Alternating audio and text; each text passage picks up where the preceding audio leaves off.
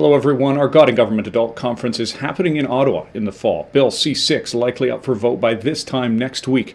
An update on church court cases across the country, challenging ProLife Bus Ads taken down in Guelph, and planning, persevering, and producing. It's Wednesday, June 9th, and this is Quick Updates.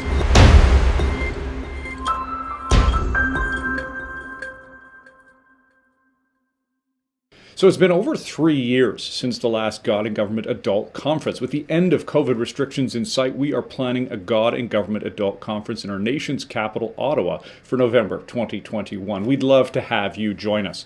We don't have a lot of details yet, but if you'd like to sign up for any updates, please go to arpacanada.ca/GG21.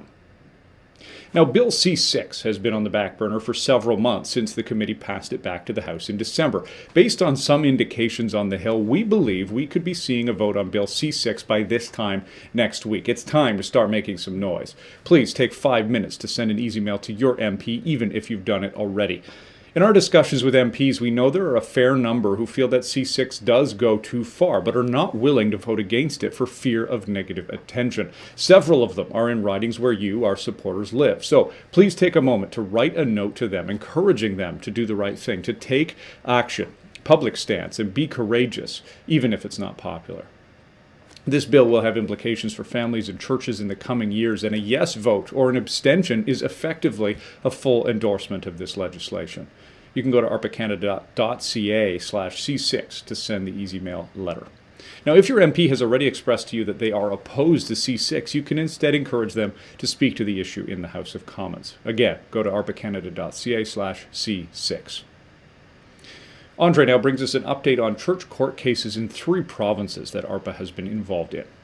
Well, thanks so much, Colin. As many of you know, ARPA Canada has been involved and hopes to continue to be involved in a number of different court cases involving churches and lockdowns. Over in British Columbia, the decision of the lower court there in the Baudouin case has been or is being appealed to the BC Court of Appeal. ARPA is preparing material right now to apply to intervene in that case. In Manitoba, we're still awaiting the decision of Chief Justice Joyal in the case that we intervened in there.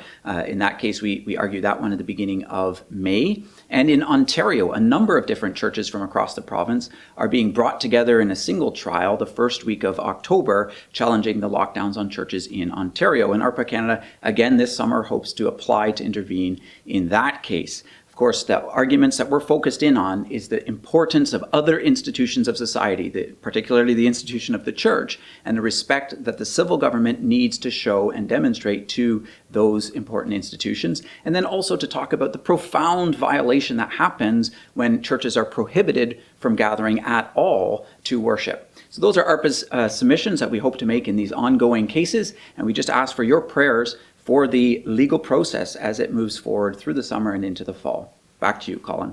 Thanks, Andre. ProLife Bus Ads were taken down this time in Guelph. Here is Tabitha. Thanks, Colin.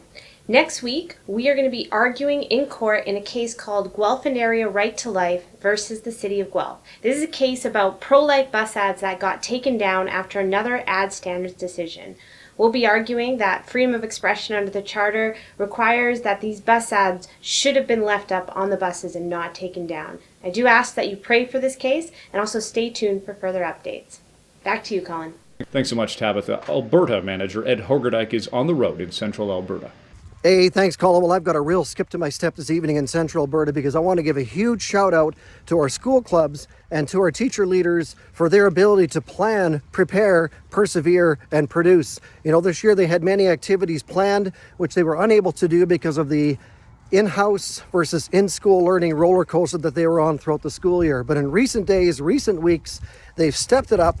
They took hours to prepare for their signature event, their Life Days, their Life Week, and they pull it off. They did it. They could send a prayerful and powerful message of life and also to promote a positive school spirit. So huge kudos to our school clubs and teacher leaders for their ability to plan, prepare, persevere, and produce even during a pandemic. Back to you, Postma. Thanks, Ed. We're so excited to see things beginning to happen again, and we're looking forward to the opportunities that will arise through the rest of this year from all of our school clubs and chapters who are planning, persevering, and producing. That's it for Quick Updates this week. Thanks to you for watching. Please do like, share, and subscribe, and we'll see you next time.